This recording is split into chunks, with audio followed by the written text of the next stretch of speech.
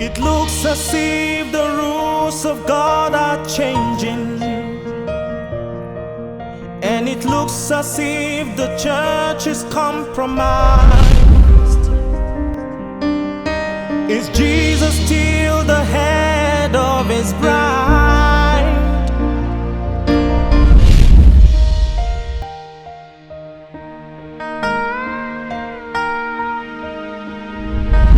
Blessing is one of the things I said that everybody is looking for today, and some have looked for this blessing to a point that is not, they've missed it. So we want to look at divine blessing. What is actually divine blessing? Why must our blessing be divine? Why do we have to use that word divine blessing? Now I want us to go to the Bible in Genesis chapter 12. I believe you have your Bible now on your pen to write in that which you are trying to do. We want to read first of all from verse 1 to 4. The Bible says from verse 1 I read. Now the Lord has said unto Abram, Get thee out of thy country, and from thy kindred, and from thy father's house, unto a land that I will show thee. And I will make of thee a great nation, and I will bless thee, and make thy name great, and thou shalt be a blessing. And I will bless them that bless thee, and curse him that curseth thee. And in thee shall all the families of the earth be blessed. Verse 4.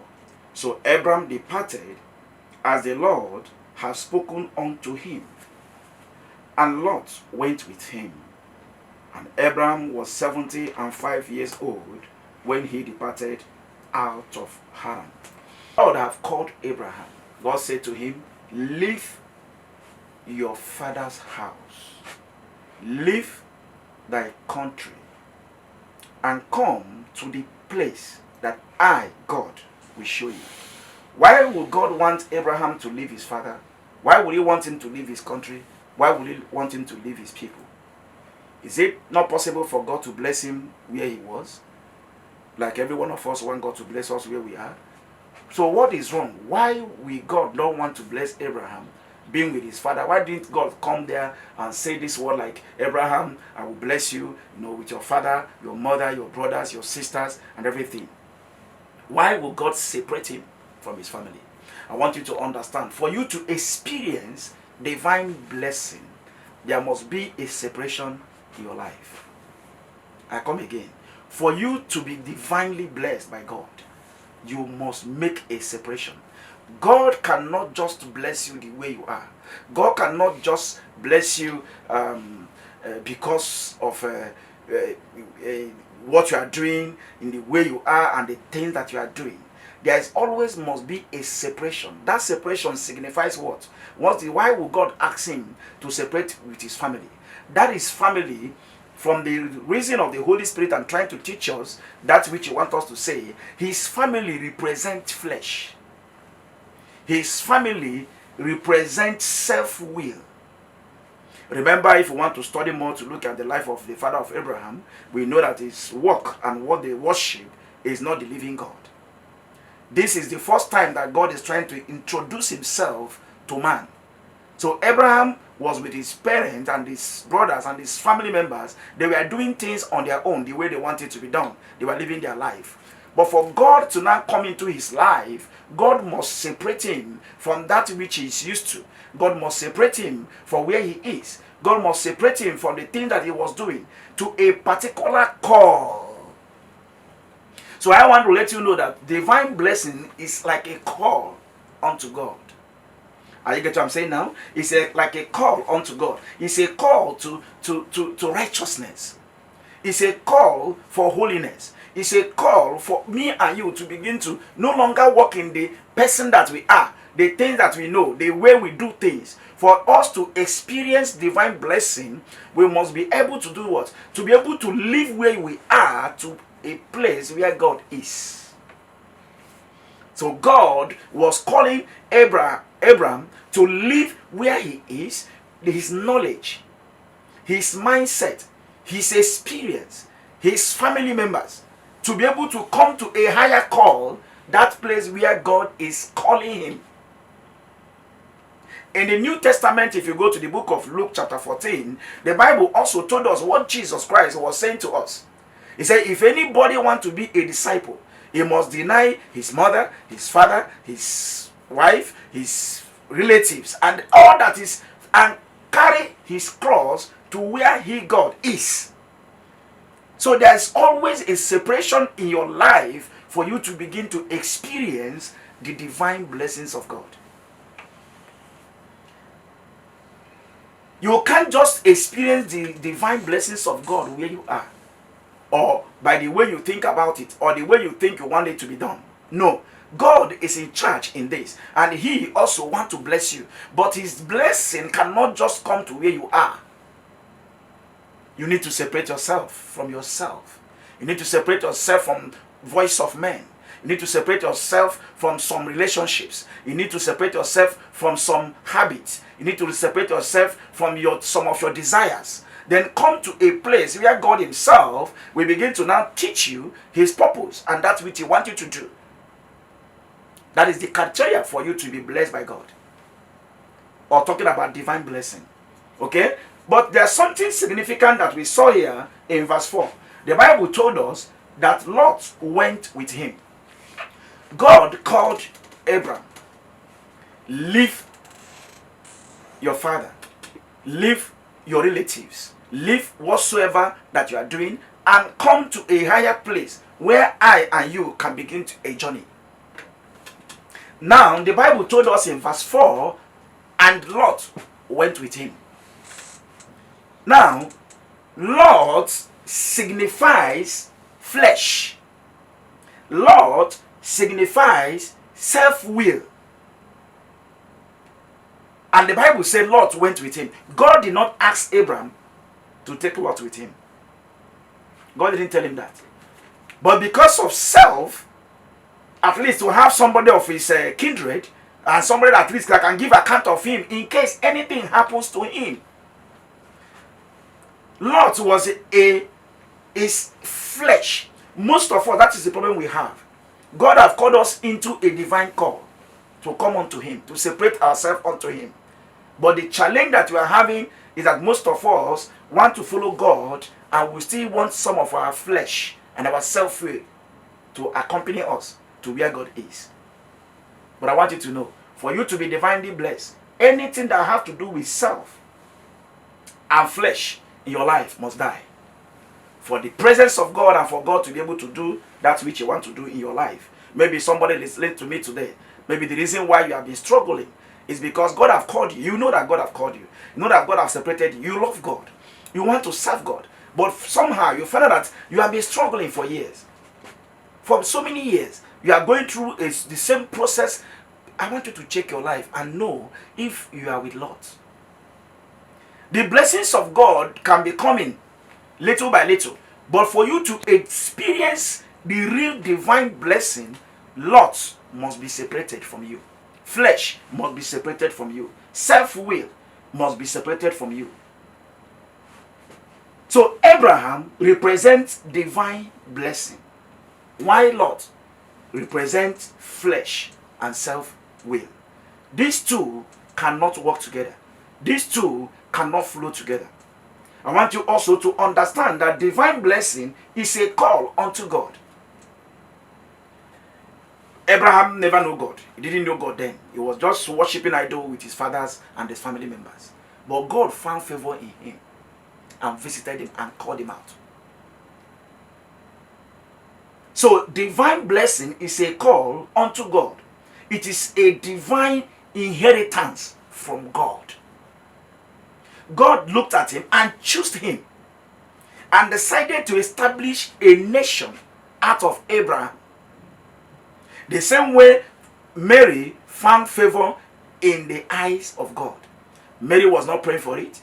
Mary doesn't know what he's talking about. Before you know it, the angel of the Lord appeared before her and called her highly favored. So it is not something you can purchase. It's not something you can buy. It is divine. He met them. And the same way that God have met some of us. But we need to understand that for us to do that which God wants us to do, to come to the place where God wants us to come, we must be able to separate flesh. We must be able to separate Ishmael. We must be able to separate that which is our own point of view and mind before God. Now, if you look at it, as I said, it's a divine inheritance. It's a call. God called him out of flesh to come into the spirit so that he can establish an inheritance from him. God wants a generation of worshippers who will worship him in spirit and in truth. And that has to start from Abraham. Now, let me portray more of what I'm trying to say. If we go to chapter 13, we are still in Genesis. I want us to actually dwell in this Genesis, to do justice to it, to that which the Lord wants us to. If you now turn over to chapter 13, to read from verse 5. And Lot also, which went with Abram, had flocks, and herds, and tents, and the land was not able to bear them, that they might dwell together, for their substance was great, so that they could not dwell together. And there was a strife between the headsman of Abraham's cattle and the headman of Lot's cattle. And the Canaanite and the Perizzite dwell there in the land. And Abraham said unto Lot, Let there be no strife, I pray thee, between me and thee, and between my headmen and thy headmen, for we are brethren. Is not the whole land before thee? Separate thyself, I pray thee, from me. If thou wilt take the left hand, then I will go to the right. Or if thou depart to the right hand, then I will go to the left. And Lot lifted up his eyes and beheld all the plain of Jordan, that it was well watered everywhere before the Lord. It was well watered everywhere before the Lord destroyed Sodom and Gomorrah. Even as the garden of the Lord, like the land of Egypt, as thou comest unto Zoar. 11. Then Lot chose him all the plain of Jordan. And Lot journeyed east, and they separated themselves, the one from the other. Now, you can see when I'm talking about separation. It come to a point when Abraham understood that there's no way that he and Lot can be able to mix together.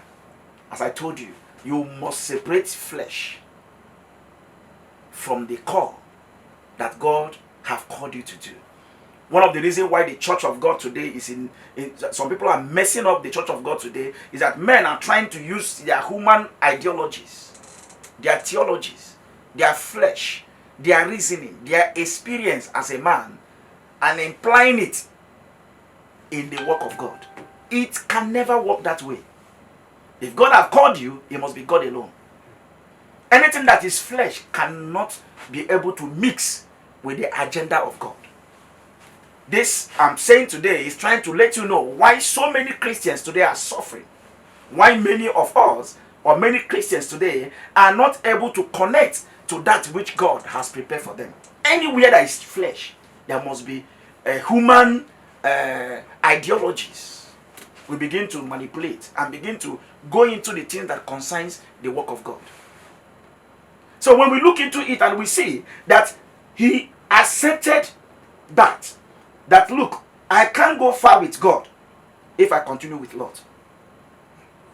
And Abraham made one of the wisest decisions of his life.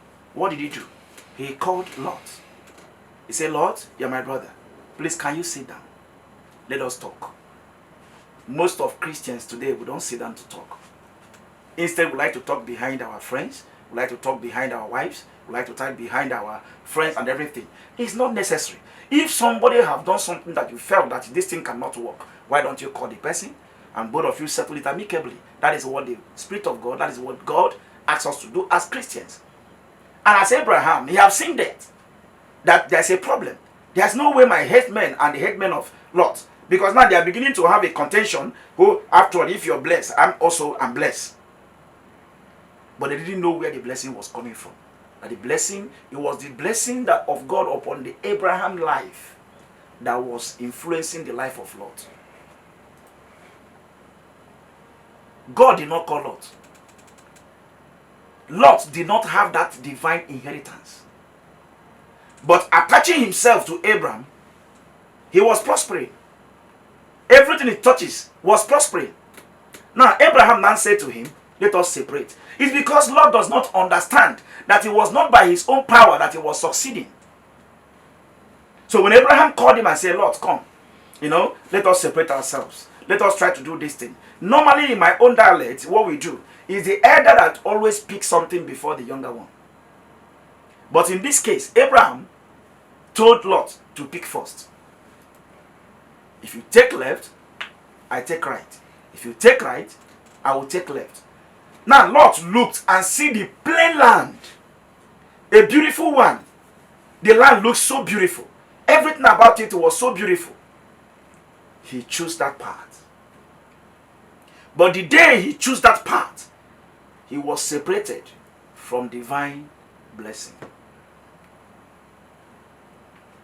The day that Lot moved away from Abraham, from that day, he was separated from divine inheritance. He was separated from divine coverage. So Bible told us that he went to the land towards Sodom. And Abraham looked at the other side. There was nothing to write home about. Physically, it wasn't, in fact, he felt like, wow, I've been cheated. But God reminded him and said, don't worry. And because of all these things, the divine blessings of God will not be with them. Now look at what happened, like what we read. Abraham realized that. Why? Number one, there was strife. Let me tell you, you can't serve God in strife. It's not possible. We find out that even some men or so-called men of God, some people, women of God, in every strife is all over the place. In the church, in the congregation, in brethren. We call ourselves brethren, but if you go to those brethren, you will find out that so many things about us are divided. We are not one. Abraham found out that there was a strife between his headmen and Lot's headmen. Why? Because anywhere there is flesh, there must be strife. I will extend it to you. The blessing is not physical. It's not that which you can see. He said, anywhere that the sole of your feet will touch, I will bless. It's not about now what is the person have or what Lot have taken. Just walk around. How far can you see? The blessings of Abraham is not about what he can see. It is divine. It's an inheritance from God. It's a call from God. So immediately Lot separated from Abraham, his problem started. His problem started. Let us look into his problem and what happened and one of them. Let's open again to chapter 14. Okay? I want us to read from verse 11 so that will help us also to understand, that which you are trying to say. So, and they took all the goods of Sodom and Gomorrah and all their virtues and went their way. And they took Lot, Abraham's brother's son, who dwelt in Sodom, and his goods, and departed. And there came one that had escaped, and told Abraham the Hebrew, for he dwelt in the plain of Mamre, the Amorite, brother of Eshcol, and brother of Anna. And these were confederate with Abraham.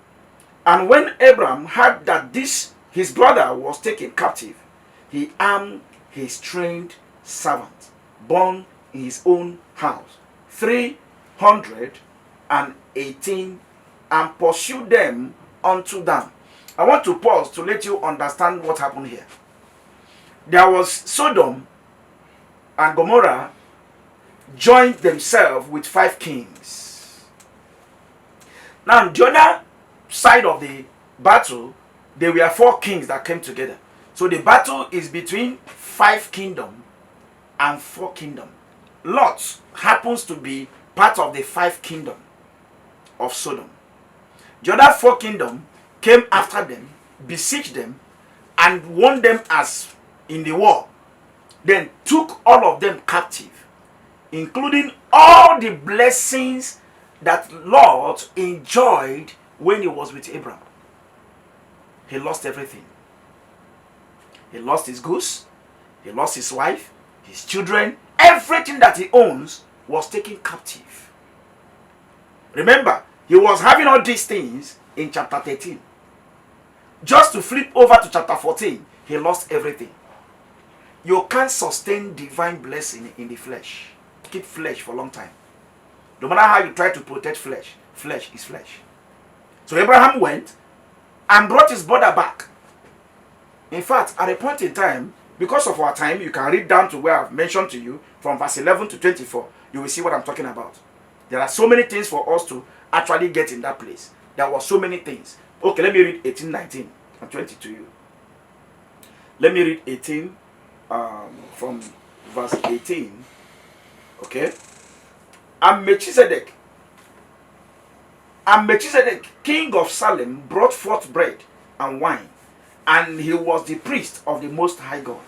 And he blessed him and said, Blessed be Abram of the Most High God, possessor of heaven and earth. Now, can you imagine how Melchizedek addressed Abraham? He said, Abraham is the possessor of heaven and earth.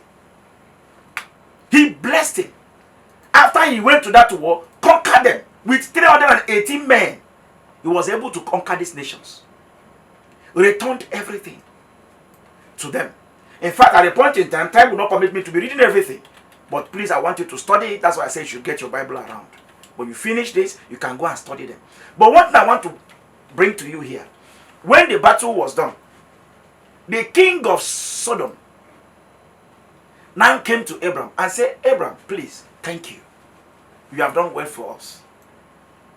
Can you just restore our children and some of our things? But the goods, the spoil, all the gain, all the money, all the wealth, please, you can have them. To sustain divine blessing with your physical senses. That's why God told us, there's a way that seems right unto a man, but the end of it will bring destructions. If you look at Lot, just from chapter 13 to 14, he lost everything. He was taken captive, both his family and everything that he had. All those blessings, to let you know that it was not by his power that he was having those blessings. So he lost everything. Now, somebody escaped from that place to come and tell Abram. Now, Abram does not have army. Those kingdoms were soldiers, trained soldiers. I believe you understand that. They were trained soldiers. So they fought war with each other. And they fought and they were able to do what? Conquer. These 4 kingdoms that conquered Sodom. They are warriors. They are experienced. They have soldiers. They have battalion. They have troops. They have everything. That's why they were able to conquer Sodom and other nations that are allied with Sodom. Now, the Bible told us, as we are reading now, that Abraham took people that were born in his own house. Hi. You can see what divine blessing is all about. Battle of 9 kingdoms. 4 against 5. But the only people that, and the only thing that Abraham had to go after these people for war was only people that was born in his own family. So it's like one particular family, just a family, was going to war against 4 nations. Can you tell me how possible it will be for just a family to challenge a nation? Not talking about 4 nations combined together. But Abraham went. Do you know what happened? As Abraham was moving to that place to war against them, the blessings of God that he had went before him.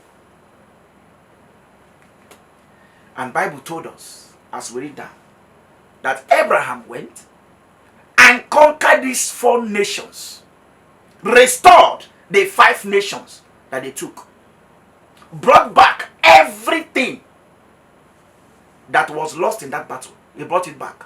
Their money, their wife, their children, their livestock, and everything. He was able to conquer the other camp and release and brought back his brother. Abraham said, God forbid. Imagine if it's today's men and women of God that they give such spoil. Do you know what it means? Do you know how much that it costs? Wealth of 4 nations, 5 nations was given to a man. He said, Abraham, take everything. Just leave our children and whatsoever. Abraham said, God forbid. I don't want it to be in the history that it was you that made Abraham rich. My blessing is from God. I don't need your blessing. It took a man that understands God's presence to be able to say that. Abraham removed himself from all those blessings.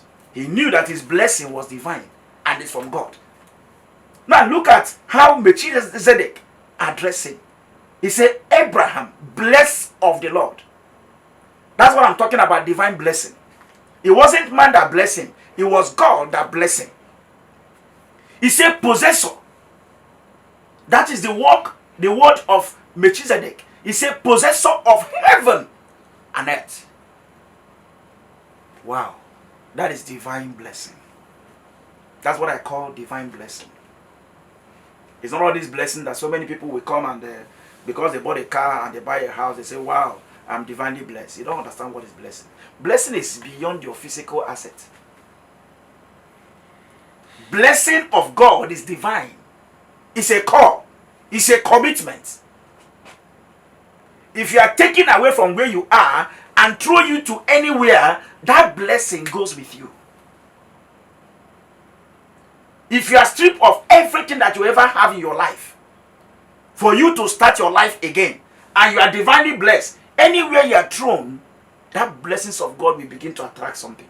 I'm saying this because that is what many so-called Christians today are suffering from. We thought that our blessing is physical. How much we make and what we do not make. That's not what I'm talking about. You can have money and don't have life to eat that money.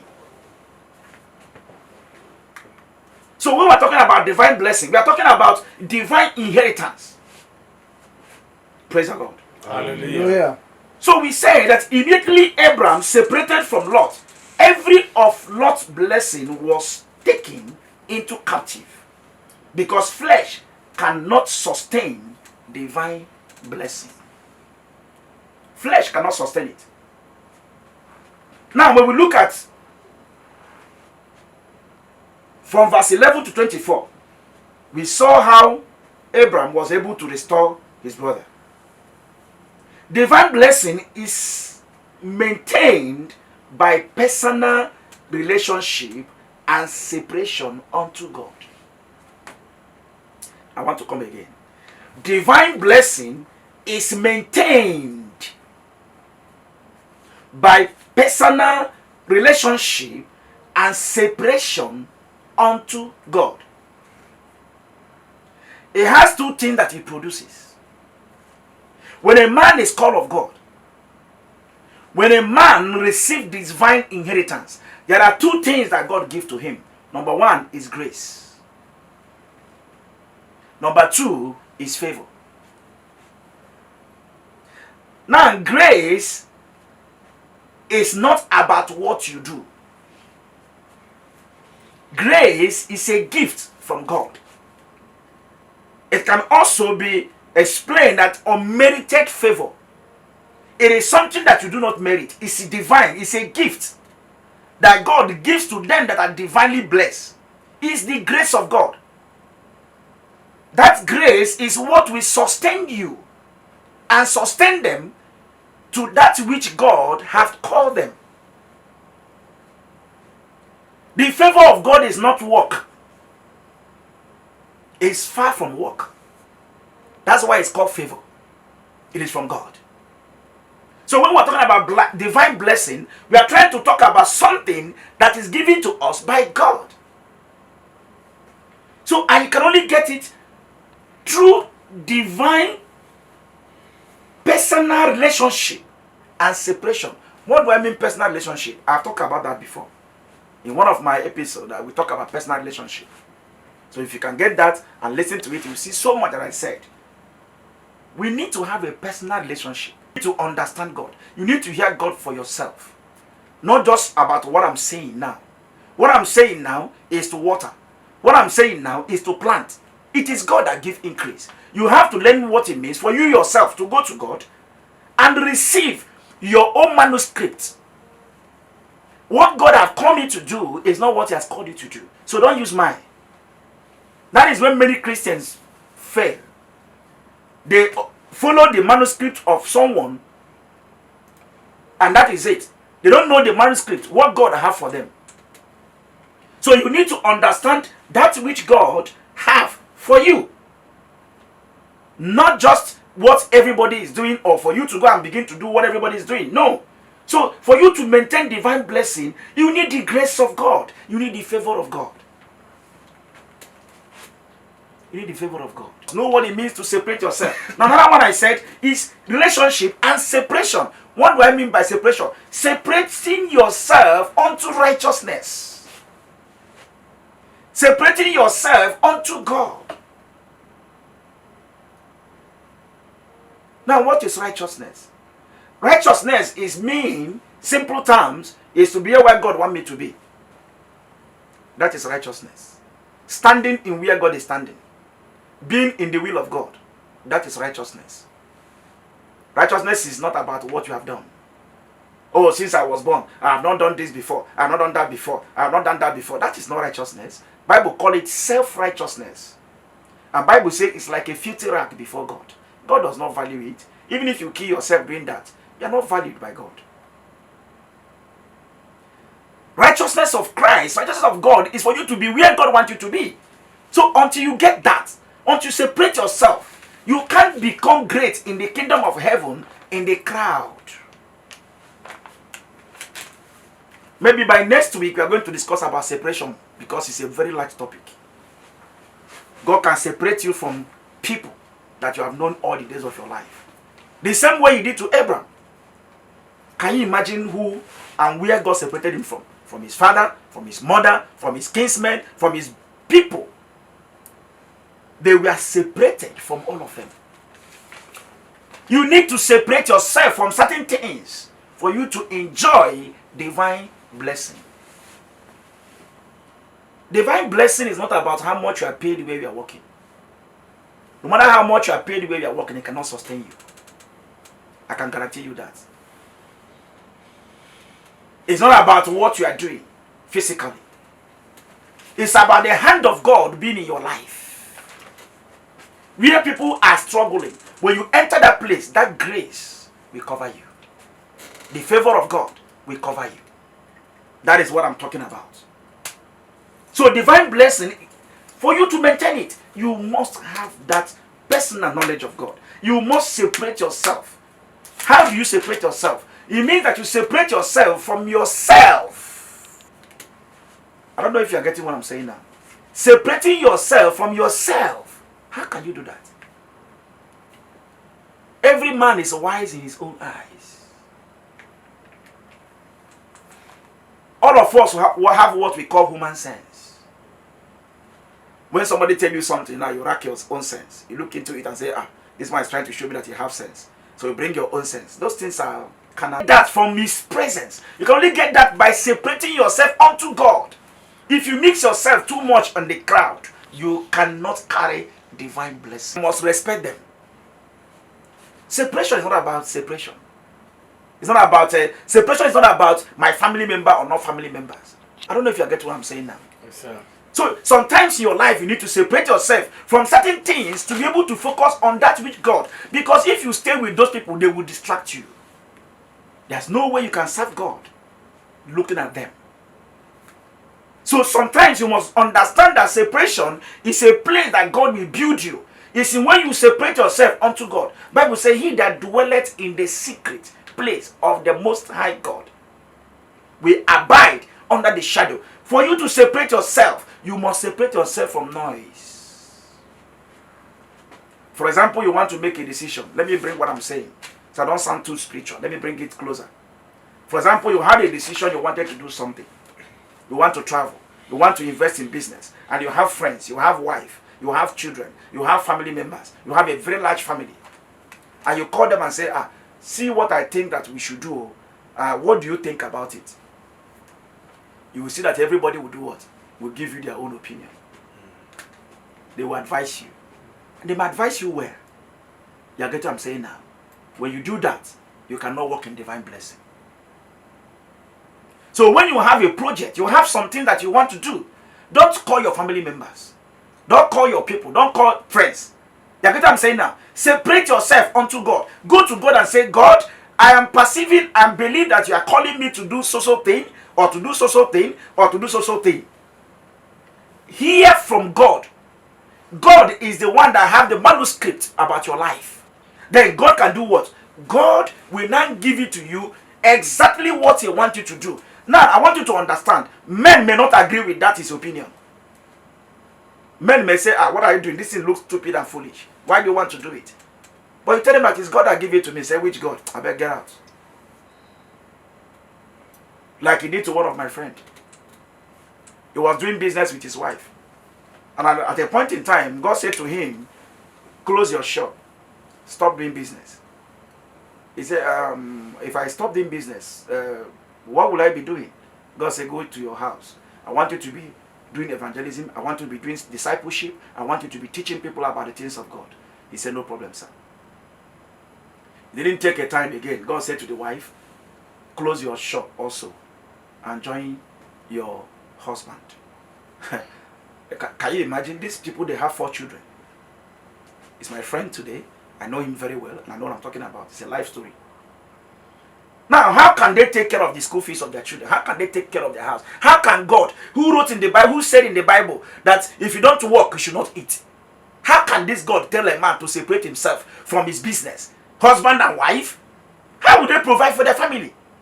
How would they provide for the school fees? Their house. They don't have house of their own. They are rented. They live in a rented apartment. But these people knew that it was God that told them. And they accepted what God had said. My brother, it wasn't easy. It wasn't easy. They went through, if I want to use human terms, they say they went through hell. But God was still there with them. God sustained them. They listened to the voice of God, what God had told them. And they moved with that. They were in that predicament. Let me call it predicament. They were in that test. They were in that trials. They were in that, all those things. That's the Bible says in James, count it all joy when you fall into diverse temptation. Because that is how God will build you as a Christian, as a child of God. The brother accepted that. Because of our time, I don't want to take much of your time discussing about this brother. But the bottom line is that what happened? This brother obeyed God. I will talk more later about obedience. You can't walk in divine inheritance. You can't walk in divine blessing without being obedient unto God. It is not possible. So the brother obeyed God. Remember what God told us in Abraham? Bible says Abraham obeyed God. So in obedience to this separation is when God will begin a divine inheritance in your life. The brother accepted. Went through manner of things. 1 year and 6 months. After everything is gone. In fact, the family went through, I don't have the time to tell you all the stories. But before you know it, after 1 year and 6 months, one day, the same God that said stop working came back to them and said, now I want you to start working. In 1 year or less than 1 year that God asked him to start working and show him what he wants him to be doing, and the brother in obedience did not have money once. God told him in his revelation, he will give you 400, later I will give you 350. And he went there. And the man said, he told the man about it. The man said, okay, I've had you. He left. One day, the man called him and said, send me your account number. The man paid 400. Exactly what God told him. After 1 month, the man called him again and paid the 350. Exactly what God showed him in his revelation. He got it. And they started that business. Brethren, I want to tell you that the person I'm talking about today worth millions. In a year, less than 6 months, he was able to build a house in their village. He was able to buy a house in Lagos. He was able to build in Lagos. He was able to establish business in Lagos. The wife also established her business, and today they are blessing. They are not just people that are trying to look for. God has blessed them beyond. In fact, the blessing touches his uncle, it touches his sisters, it touches his family, and every one of them now come and say, wow, so this is how God can do things.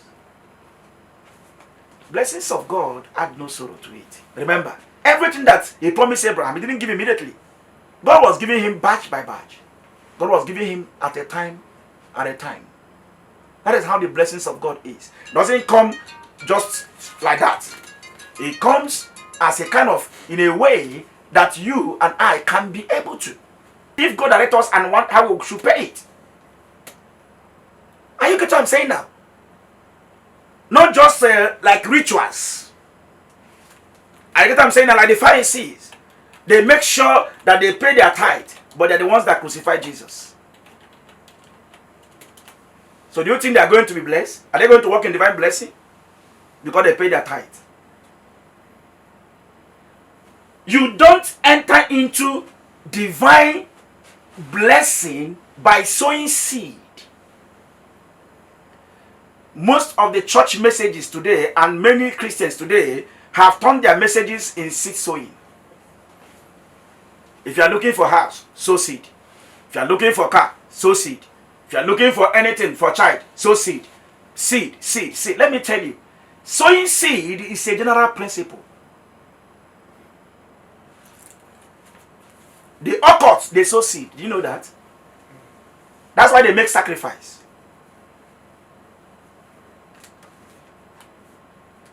Muslims, they pay tithe. Muslims, they sow seed. Go to the bus stop. You give even more than Christians. They give to their belief. So you are giving and sending. It's a principle. You get what I'm saying now? Anybody that practicalize seed sowing will receive money. I don't know what I'm talking about. That is not what Jesus told us to do. Right on, sir. Jesus told us, lay up for yourself treasures where? In heaven. Where moths and thieves cannot come and take them. You have 2,000 naira now, you don't have anything. You say, oh, sow it. So you now go to that place and say, Father, as I give you 2,000 naira, I'm believing you. I receive it in Jesus' name. Amen. They were expecting God to, as you give him 2,000 naira, you're expecting God to give you 200,000. They are trying to do God 419. You don't live in divine inheritance. You don't obey the voice of God. You don't do the will of God. You are trying to buy protection. You are trying to buy wealth. You are trying to buy God. You can't deceive God. You are only deceiving yourself. So all this sowing seed cannot make you to enter the kingdom of heaven. I don't know if you are getting what I'm saying now. Now, your activities or work. So many people are working for God, but they don't know God. Your activities. You are in this department, you are in this place, you are in that place, you are doing this. On Monday, you are working for, you are in church. On Tuesday, you are in church. On Wednesday, you are in church. You are doing evangelism. You are going on the street. You are preaching. You are doing that. You are doing that. Without having personal relationship with God. Without separating yourself to holiness and righteousness. All those your work is like a filthy rag before God. I don't care whether you resign from being a manager in a bank to go to church and begin to sweep the church and begin to work for God. You can work for God that way and you still go to hell. In fact, you can build church for your community and you still find yourself in hellfire. That money you are using to build church, how do you make it? We have seen so many 419 and criminals who do drugs and they make money, but they want to establish their name to make the government and the people to think that their money is genuine. They go and build church in their community. You are trying to bribe God. In the last day, you will be shocked. When you are going to God because you pay tithe, you are going to God because you sow seed, you are going to God because you give, and you think because of that you are going to make heaven. The only thing that qualifies you to make heaven is your fruit. You can be a gospel singer and sing and the heaven come down and you still go to hellfire. Those things are your gifts. You can talk like I'm talking today. If I don't have a personal relationship with God, if I don't have connection to God, I can preach all this gospel and still go to hellfire. It is your fruit. What is your fruit? Bible says by their fruit we shall know them. Not by their gifts. You have the gift of prophecy and you think you're already in heaven. You are collecting money from people. You are trying to prophesy because you have, it's a gift. God can allow you to use it, but the fact that you are not going to come to him because what you are doing is carnal, it's not before God. Anything that is of flesh, Bible says they will die. They cannot succeed in the presence of God. I'm trying to round up now. So I want you to also understand what God is saying. God is trying to let us know that the work of God and that which you are doing. So not because, have you imagined yourself?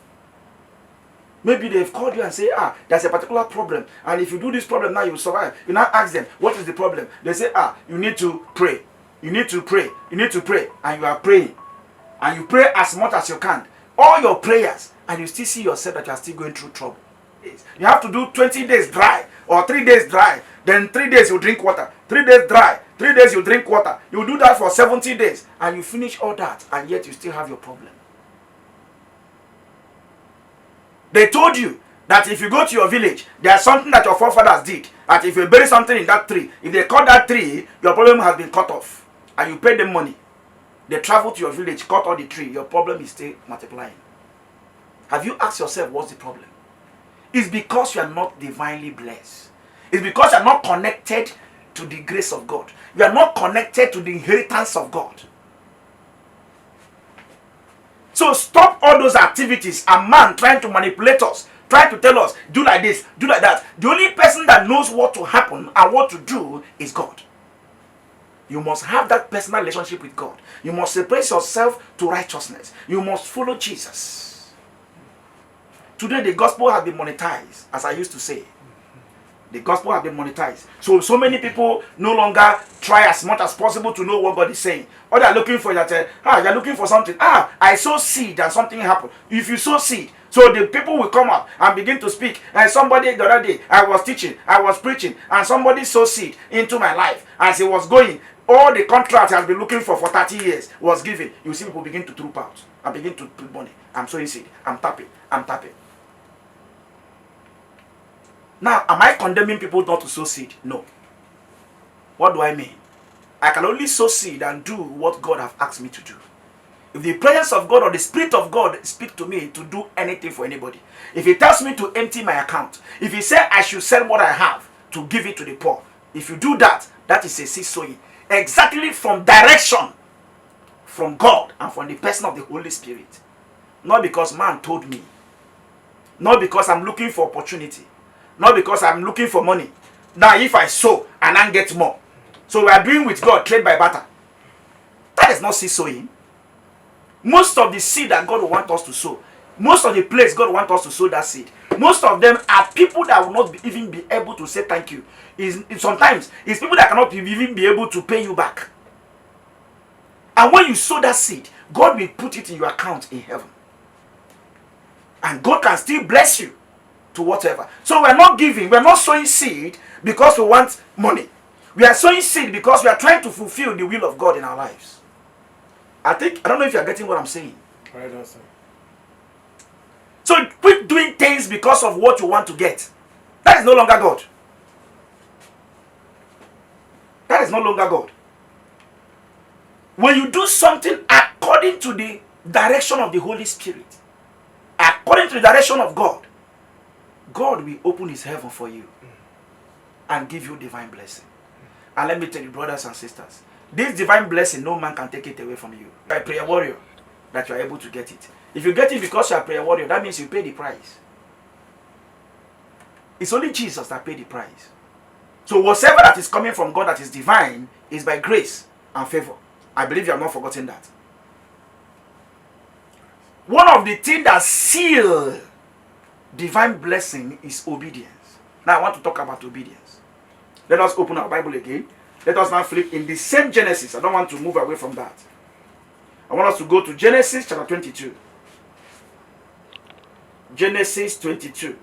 I don't want to begin from verse 1, but I want you to understand That what Bible said in verse 1. Genesis 22 verse 1 said, and it came to pass after these things that God did tempt Abraham and said unto him, Abraham, and he said, behold, here I am. Verse 2. And he said, take now thy son, thy only son Isaac, whom thou lovest, and get thee into the land of Moriah, and offer him there for a burnt offering upon one of the mountains which I will tell thee of. Now look at it. It was not man that told Abraham. It was not Abraham that made it up. It wasn't his wife, nor his friends, nor somebody that told him. God came to him to now do the final one. And said to Abraham, he said, Abraham, I am calling you now for another work. Take your son, Isaac, your only son, and go to a mountain which I, God, will do what? We show you. Many of us are confused today because we don't know what God is saying to us. So we rush to men to tell us what God is saying. And they end up confusing us. If I can go to God, you also can go to God. If God can speak to me, God can also speak to you. God does not have grandchildren. Every one of us, as little as you think you are, God can use you to do great and mighty things. Only what you need to do is to walk in righteousness. Walk in obedience. Bible told us immediately that Abraham had the direction from God. He did not go to Sarah, his wife, to discuss that. So say, Sarah, you know what happened now? God have told me now that I should take our son Isaac to go and use him as sacrifice. Oh, there's no way that could have happened. Sarah would say, this child I waited for 25 years, all my life. In fact, I was 90 before I gave birth to this child. You are saying the same God that brought this child, the same God is telling you that I should go and use him and do sacrifice. It is not God that told you. So Abraham did not bother to discuss it with anybody because he understood that nothing that he can explain that will make anybody to understand him. Let me tell you, if you begin to obey God, if you begin to walk in the instructions of God, God will tell you something that no man, your husband, your wife will work at.